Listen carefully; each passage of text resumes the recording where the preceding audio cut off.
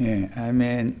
형제님 기도 말씀처럼 오늘 또 나아가는 말씀을 통해서 우리들이 하나님의 선하시고 기쁘시는 뜻을 잘 분별하는 지혜와 계시의 영을 풍성하게 부어주시길 바라고, 또 오늘 나누는 말씀을 통해서 영원한 하나님의 그 구속사가 무엇인지, 그 성경으로 말씀하시고자 하는 메시아의 사역이 무엇인지 잘 깨달아서 나의 믿음으로 취할 수 있도록 은혜의 성령께서 집회를 주장하시고 형제 자매님들 심령과 마음에 충만하게 임재하여 주시기를 주의 이름으로 기도합니다. 아멘. 아멘. 자, 오늘은 이제 8장 말씀으로 들어갑니다. 요한복음 8장 1절에서 11절까지 같이 정신을 집중해서 읽고 말씀을 나누도록 하겠습니다.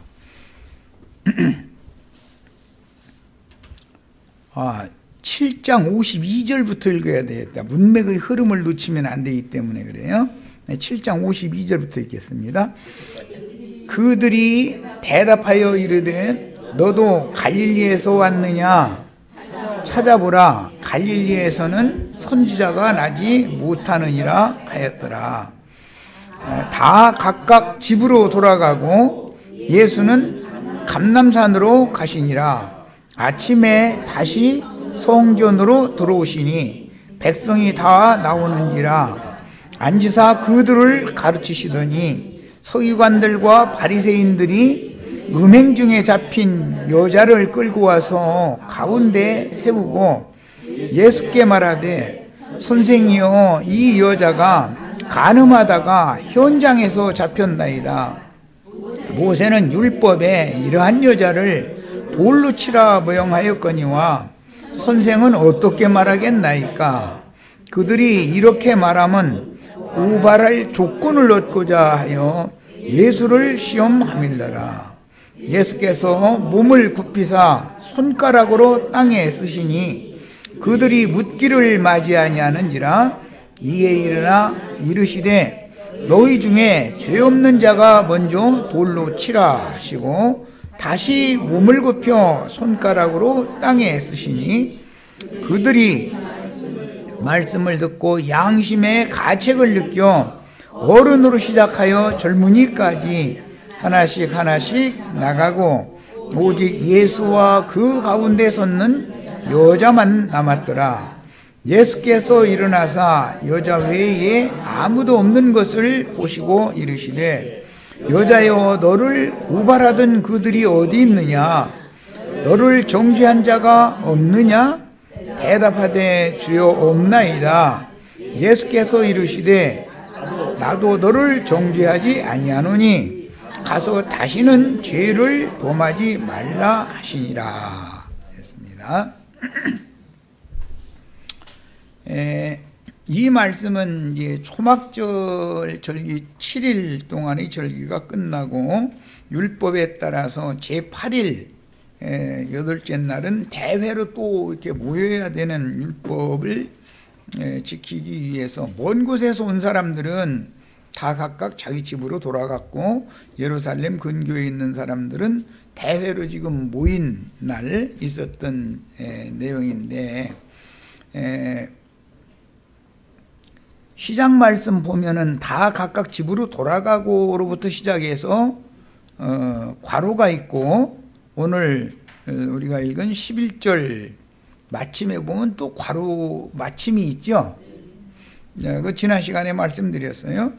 이 부분은 난하주에 보면 어떤 사본에는 7장 53절부터 8장 11절까지가 없음이라고 되어 있어요.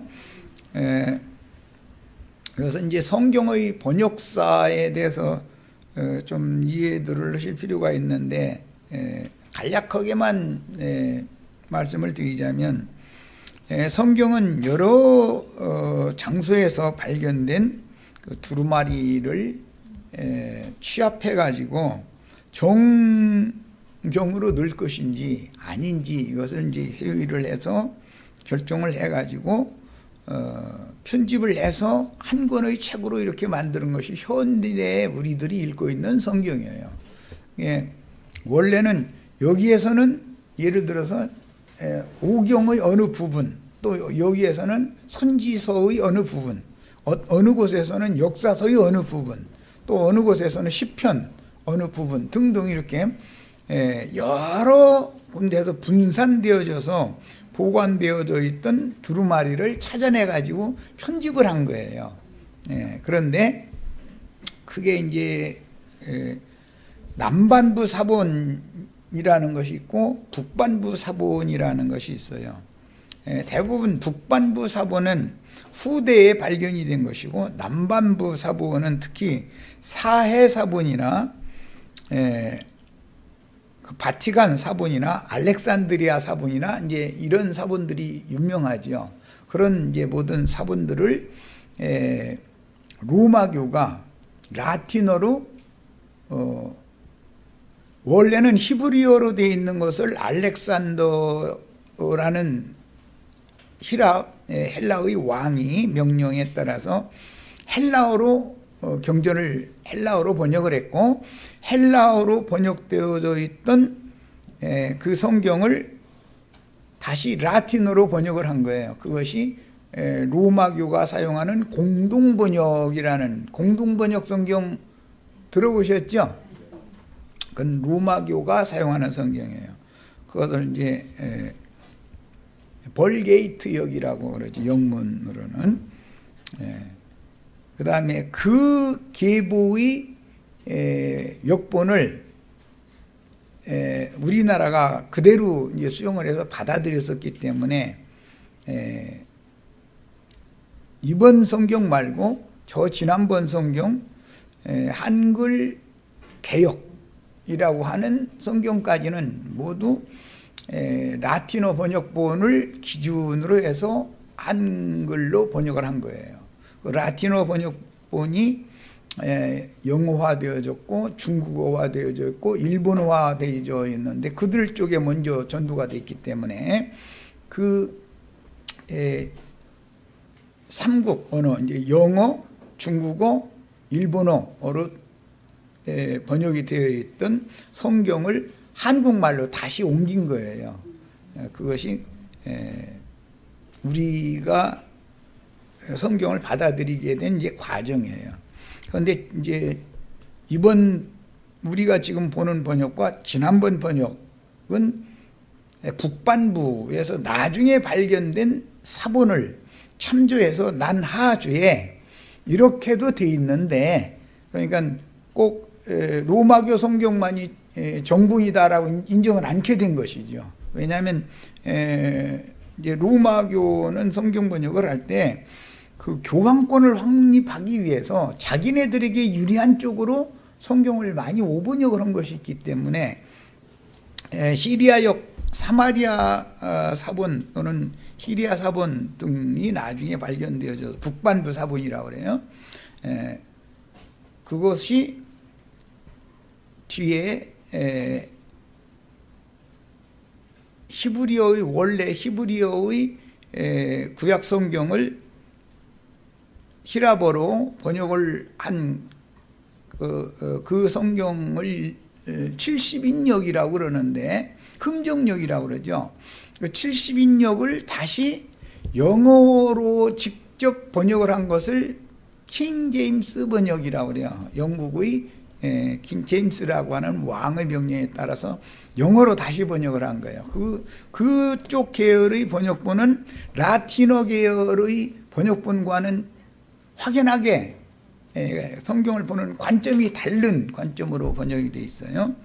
그래서 이제 나는 원래는 우리나라 이제 전통에 따라서 기독교에 입문을 했었기 때문에 라틴어 역본의 계열을 번역한 그런 성경만을 이제 가르침을 받다가, 뭐 가르침이라고 할 것도 없죠. 기독교 생활할 때는 성경 지식도 없고 그때는 그냥 괜히 그런 상태니까.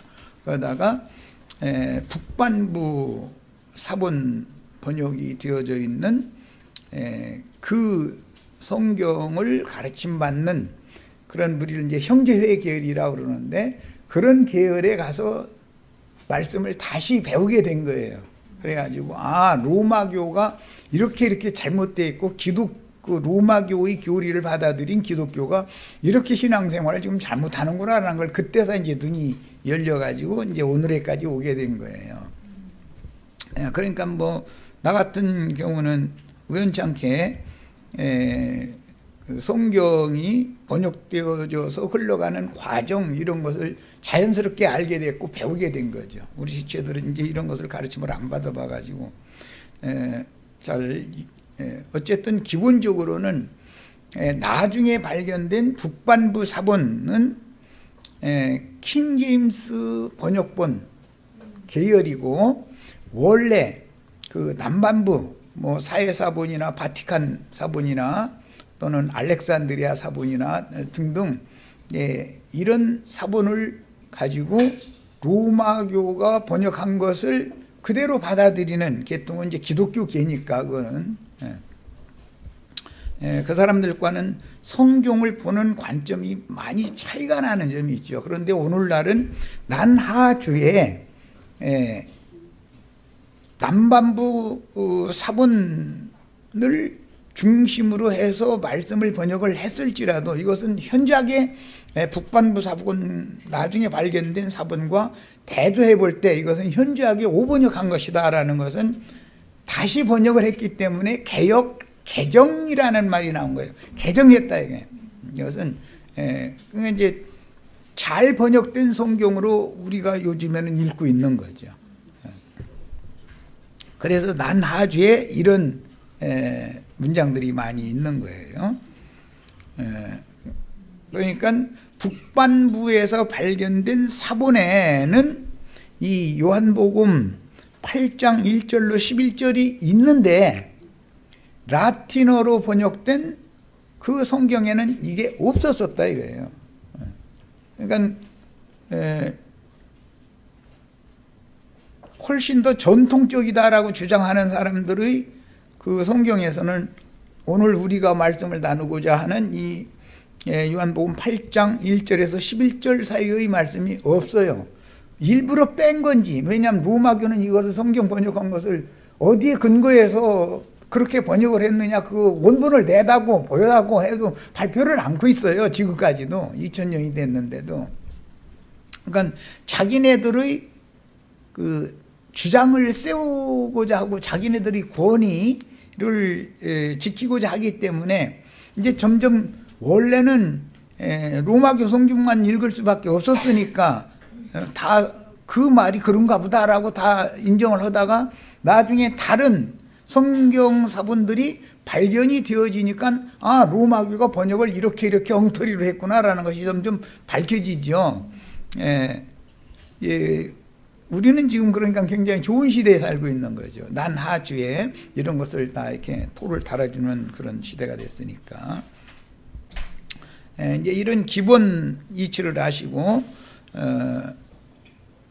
요한복음 8장 1절로 11절은 원래 로마교가 번역을 한 성경에는 없었던 것이 나중에 추가된 것이다. 추가된 것이 아니라 북반부 사본에서는 이게 있었기 때문에 거기에 따라서 한글 개역 성경에 이걸 넣어준 거다라는 기본적인 이치를 알고 계셔야 됩니다. 자, 이제 자료 말씀으로 들어가겠습니다.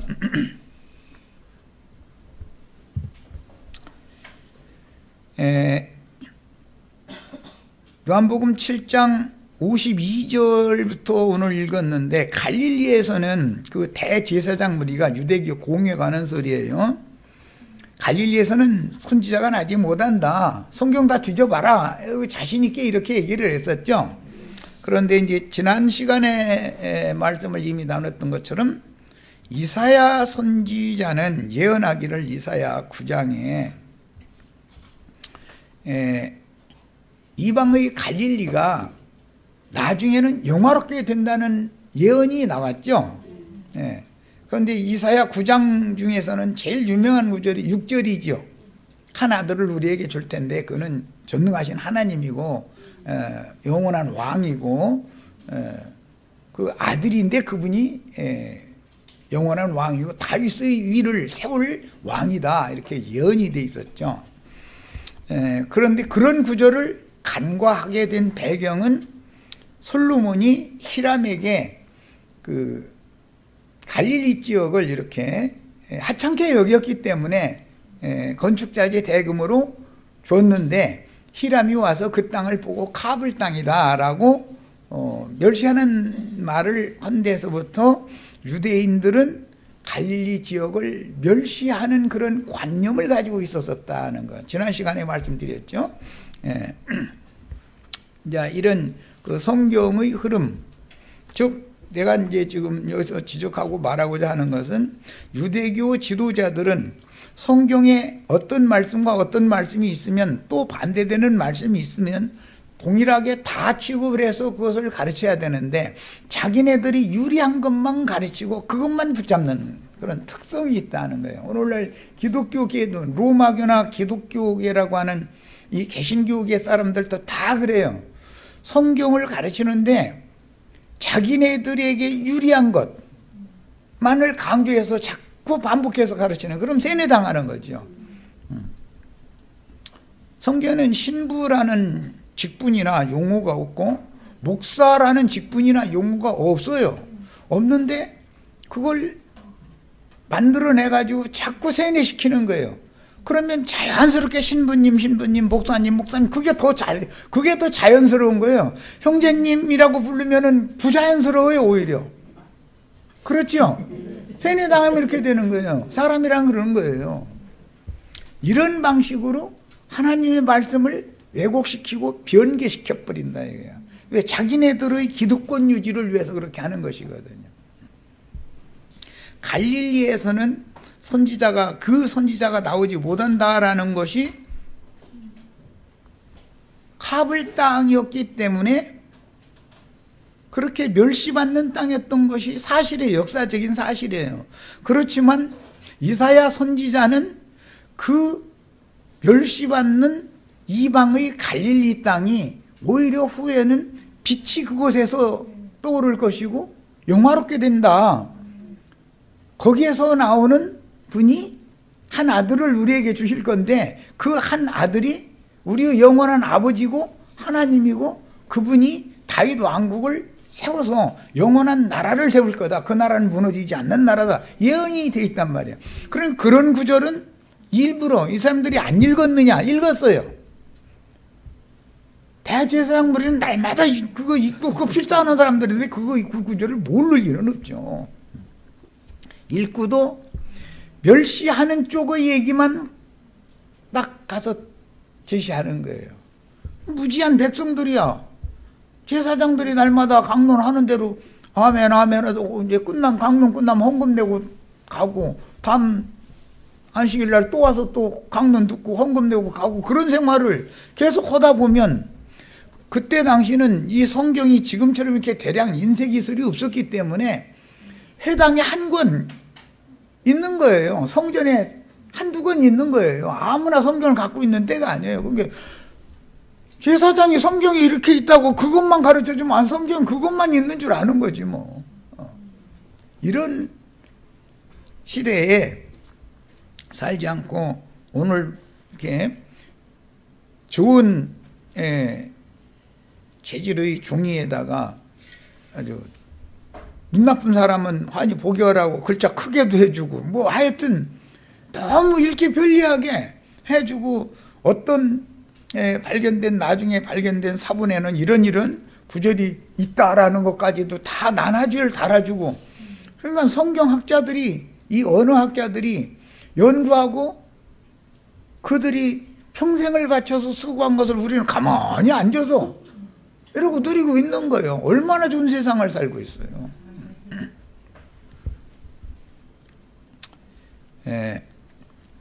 항상 율법 종교의 지도자들 교권을 자기네들만 가지고 휘두르고자 하는 그런 육적인 종교 지도자들은 자기네들에게 유리한 것만 반복해서 설교를 하게 돼 있는 것이다. 그래서 우리 형제 자매님들은 이렇게 좋은 성경을 본인 손으로 다 가지고 있으면 다 읽어서 내용을 알아야 목사가 일방적으로 왜 이 말은 설교를 않고 자기에게 유리한 쪽만 설교를 하느냐고 따질 수가 있는데, 소위 말하는 평신도들이 성경 자체를 아무리 자기 손에 가지고 있어도 안 읽어. 그러고 가서 안식일 날이나 일요일 날 예배당 성당에 가서 설교나 듣고 돌아가려고 그래. 그렇게 하니까 그런 것을 이용한다. 이거 그 사람들은, 또 지도자들은 해가지고 자꾸 우명을 만드는 거예요. 그래서 성경을 꽤나 좀 알면, 목사님 이것은 이렇고 이렇고 이건 뭐예요? 자꾸 질문했다고 하면 자기도 모르는 질문했다고 그러면 곤란하잖아. 목회 못 해먹잖아. 그러니까 나중에 뭐라고 하냐면 믿어. 아니 믿고 싶은데 몰라서 질문하잖아 지금. 뭐 알아야 믿지. 그렇게 윽박지르기나 하고 헌다 소리가 나중에, 평신도가 성경 너무 파고들으면 이단에 빠져. 성경 너무 많이 읽지 마 이래버려. 그 말은 무슨 뜻이야? 내가 하는 설교만 너희는 맹신해라 그 말이거든. 그게 로마교 교황 제도권으로부터 시작해서 개신교 목사라는 사람들이 하는 수작이다 이거예요. 우리는 이거에 대해서 싸워야 된다 이거예요.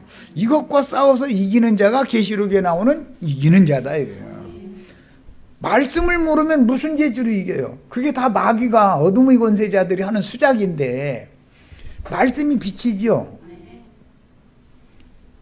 내 속에 말씀이 풍성히 거한다는 뜻은 내 속에는 빛이 충만하다 그 말인 건데, 어둠의 권세가 빛이 충만한 사람을 당할 수가 없잖아요. 그러니까 예수님에 대해서 저는 이단자다라고 무턱대고 몰아세워가지고 어떻게 하면 그를 트집을 잡아서 죽일 것이냐라는 거리만 찾는 거예요, 이 사람들은. 그런데 예수님은 모든 문제가 일어날 때마다 성경을 갖다 제시한다 이거예요. 성경을 제시하는 거예요. 그럼 이제 랍비들도 성경을 다 알으니까 성경 모세의 글에는 이렇게 돼 있는데, 그럼 예수님은 또 기록하였어요. 네, 다른 말씀도 또 있다. 그들보다 한 수가 더 윈 거죠. 그럼 못 당하는 거예요, 예수님을. 그러니까 이 사람 놔뒀다가는 우리 손님 다 뺏기게 생겼네. 그럼 어떻게 해야 돼요? 이 사람 죽여야 되는 거예요.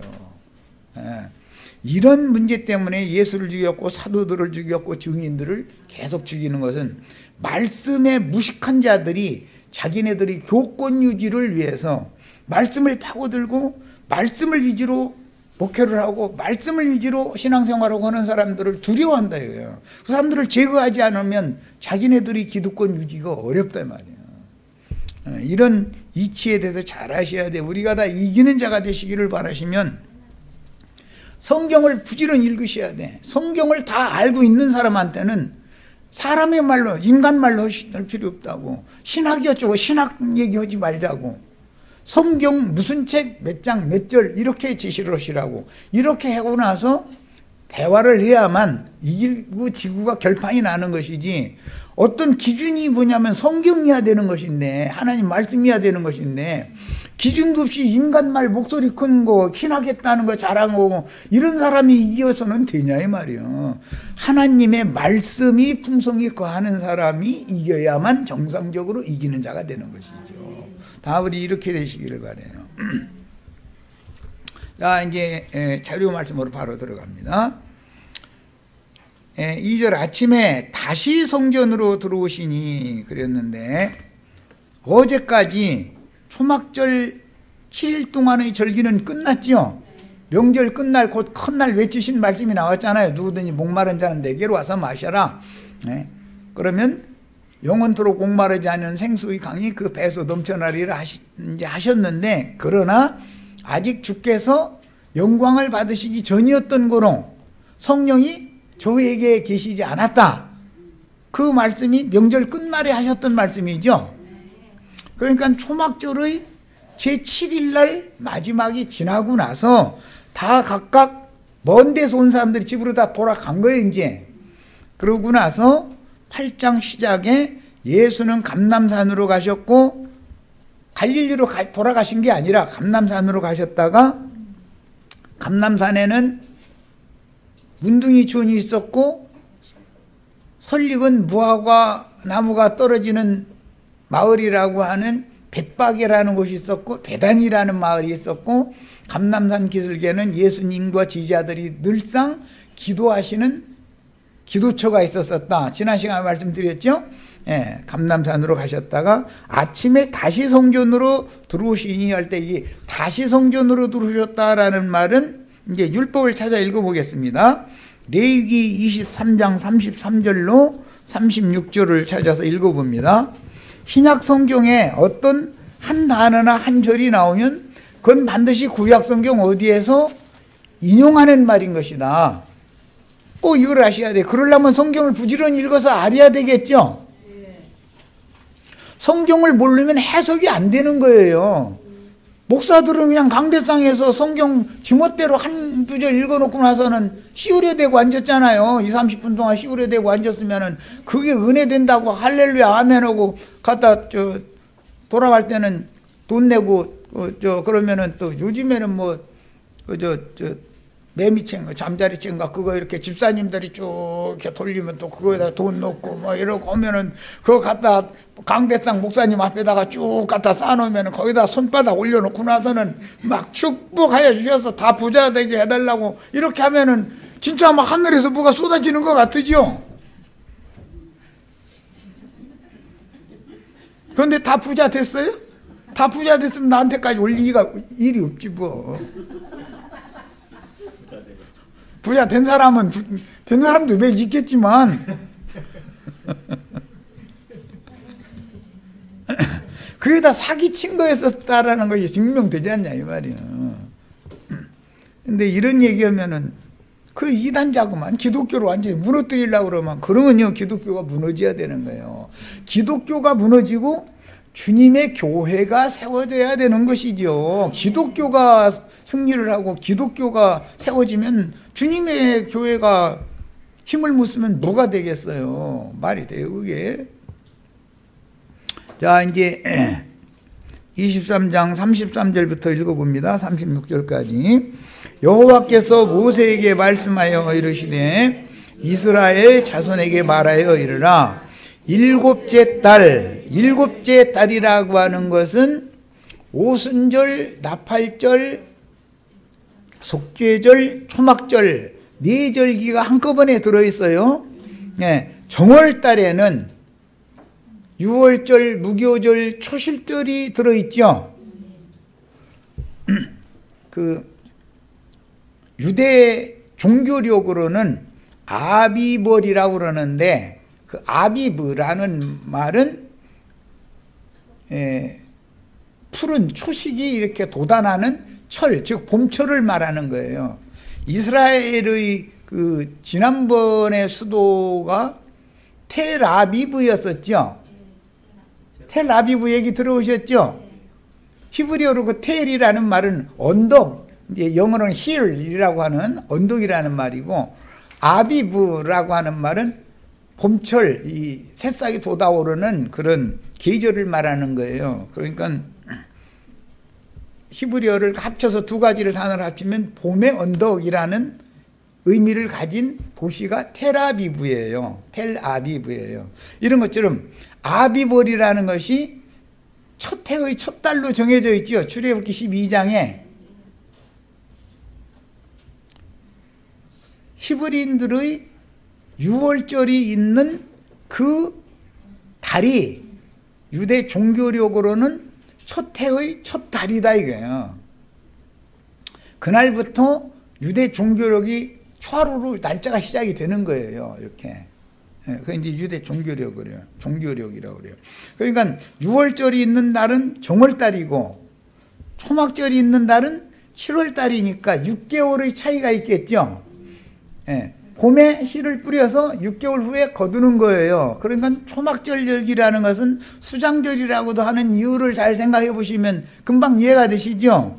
봄에 씨를 뿌린 것이 곡식을 거둬들여 가지고 저장을 해놓는 거 수장절이잖아요. 그 절기가 또 초막절이라고도 하고 장막절이라고도 한다라는 걸 지난 시간에 말씀드렸었어요. 자, 그러니까 이제 여기에서 그런 이치를 알아야 일곱째 달에 이렇게 한 말을 설명을 하다 보니까 우리 지체들한테는 그냥 이 초보적인 것부터 다 가르쳐야 되니까 시간이 이렇게 많이 가는 거예요. 근데 할 수 없지 뭐.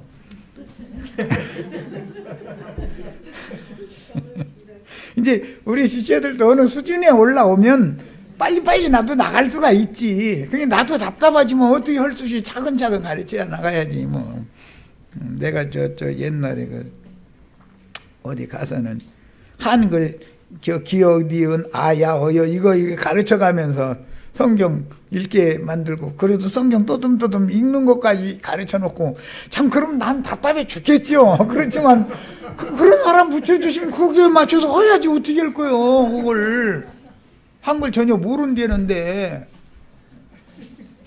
그냥 이제 기도나 해야지. 주여 좀 나도 좀 한 예배당 목사님들 같이 그렇게 쉽게는 않더라도 평소에는 못 오더라도 좀 글은 아는 사람 좀 보내달라고 이렇게 해야죠. 어쩌겠어. 예, 주님의 종들이 기독교 목사들처럼 저렇게 딴짓거 헤엄치는 거라고 하면 누가 못해 그거. 나같이 기억 니은 티귿 리을 뭐 해가면서 뭐 아야 어여 이렇게 해서 붙여서 써오라고 막 해가지고 그 이튿날 검사해보고 이거 잘못 썼다고 해서 읽어보라고 막 이거 그거 하는데 한참 가야 되잖아 시간이. 그러니 이게 사람 죽을 일이지.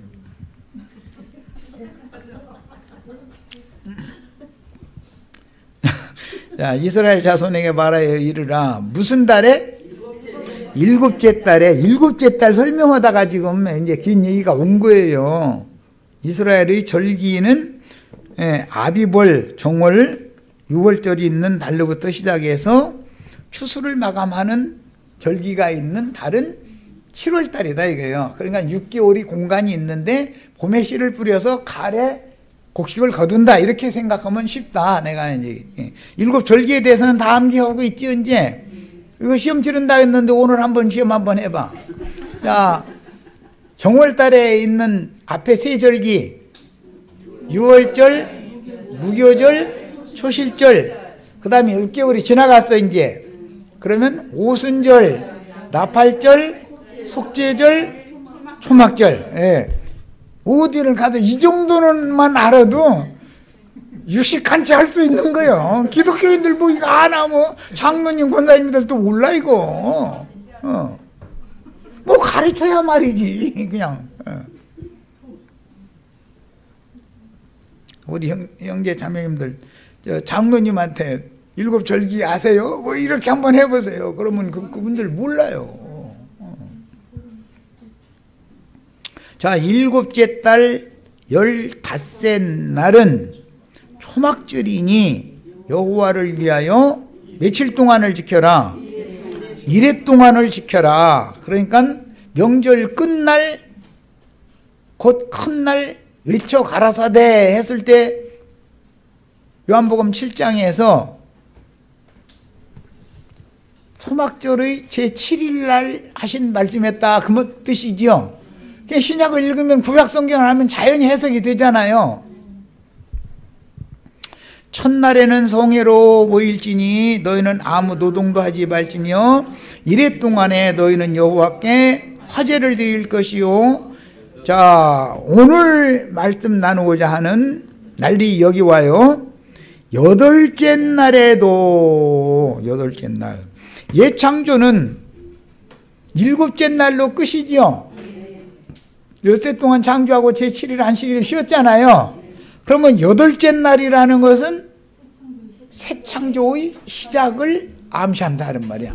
야, 이게 오늘 요한복음 7장 말미는 예창조의 끝을 말한 것이었다면 요한복음 8장 시작은 뭘 말하고자 하는 거예요? 새 창조의 시작을 지금 말하고자 한다 그런 말이에요. 사실은 이 얘기 하려고 이렇게 얘기가 길어진 거예요.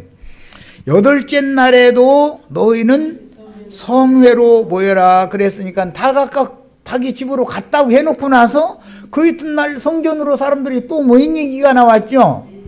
이 말씀 율법대로 그 사람들은 하기 때문에 유대인들은 신앙이라는 게 율법에 기준해서 하는 거잖아요. 그래서 제7일 절기를 끝내고 돌아갈 사람 돌아가고 제8일 날 성회로 다시 모이는 얘기인 거예요. 그래서 다시 성전에 들어가시매라는 그 간략한 한 구절을 설명을 하려면 레위기 23장 33절로 36절 알아야 된다 이거예요. 율법을.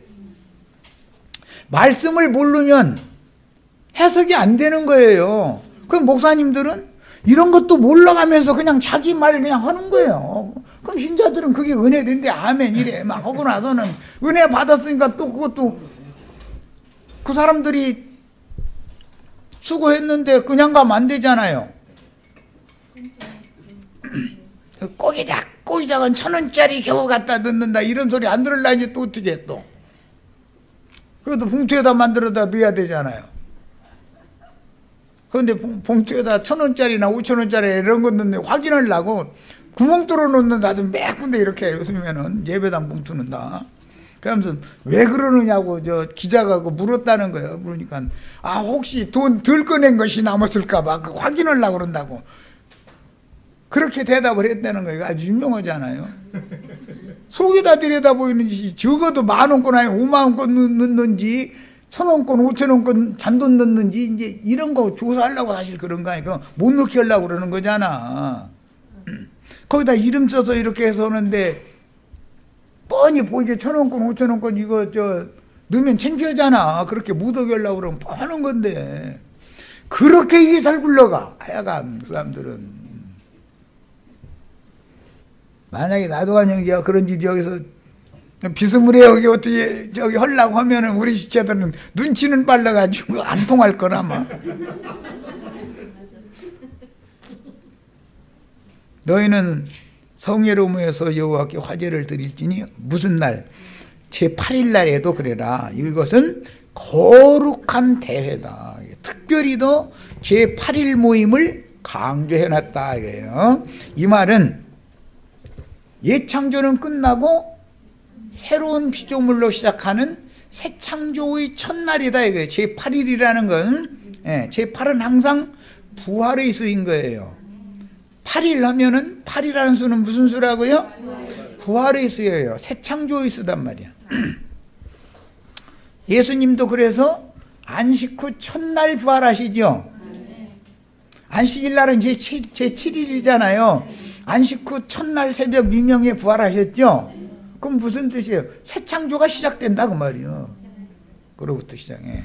예수의 부활로 시작된다 그 말이에요. 그러니까 자 이제 요한복음 8장으로 다시 돌아갑니다.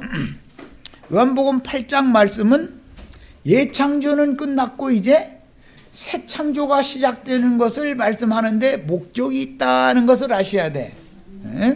이제 큰 틀을 일단 말씀을 드렸습니다. 이제 자료 말씀 다시 돌아갑니다.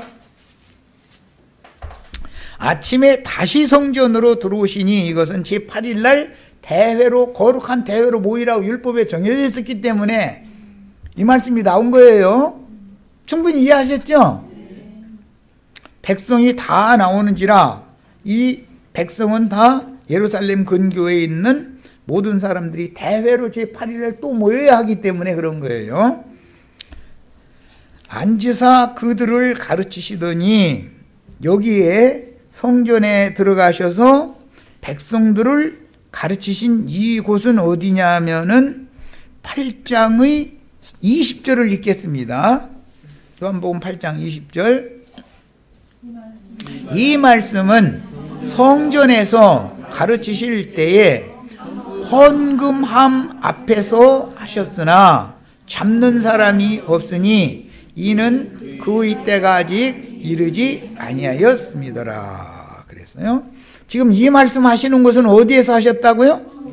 헌금함 앞에서 하시는 말씀이다.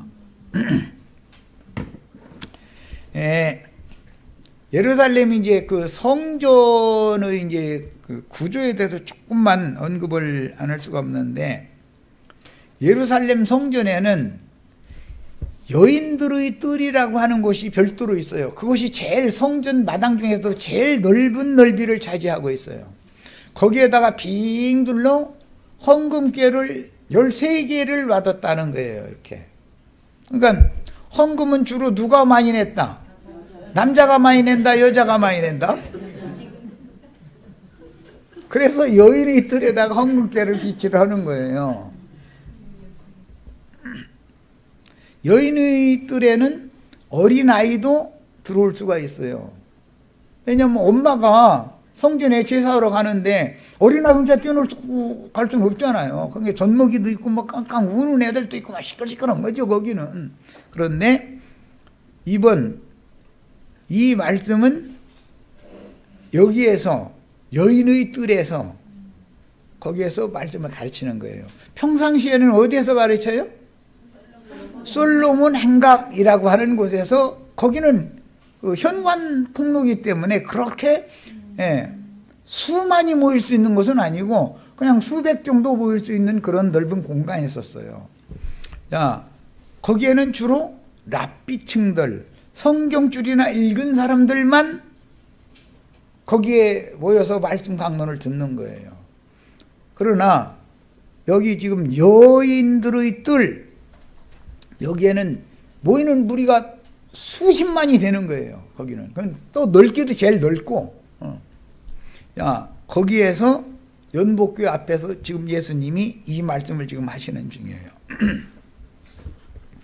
야, 가르치시더니 서기관들과 바리새인들이 음행 중에 잡힌 여자를 끌고 와서 가운데 세우고 예수께 말하되, 선생이여, 이 여자가 간음하다가, 그랬는데 내가 그 번호를 매길 때 3번을 2개를 매겼는데 간음하다 거긴 4번이에요. 그러니까 다 바꾸세요. 여자가 3번이니까 간음하다 건 4번으로 해야 표기가 잘 되잖아요. 이제 밑에 설명을 해놨어요. 1번 다시 성전으로 들어오셨다라는 것은 레위기 23장 33절로 36절 때문에 그랬다라는 거 아까 지금 우리 가서 읽어보고 왔죠.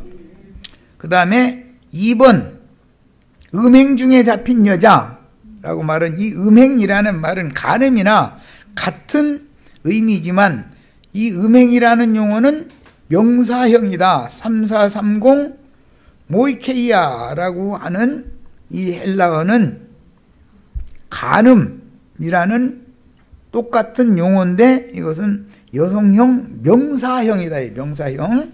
그러나 이제 3번이 또 나오지. 3번 여자를 끌고 와서 말할 때 이 여자라고 하는 이 단어는 처녀를 의미하는 단어가 아니라 귀내라고 하는 이 용어는 기혼 중인 여자다 이거야. 기혼녀다. 기혼녀. 유부녀라고 그러죠. 유부녀. 기혼녀를 의미하는 말이에요. 그 다음에 간음하다가라고 번역한 이 간음하다가 한 이 번역한 이 용어는 모이쿄, 이 용어는 똑같이 음행과 같은 의미를 가졌지만 음행이라고 번역한 건 명사형이고 간음하다라는 용어는 동사형일 뿐이에요. 그 차이가 있을 뿐이에요. 그러니까 이제 간음하다가 현장에서 잡혔다라는 말은 뭐 무슨 말인지 우리 지체들은 다 알겠지만 대충 우리들이 짐작하는 것은 뭐 둘이 모텔로 들어가는 걸 봤다. 그래서 쫓아가서 잡아왔다.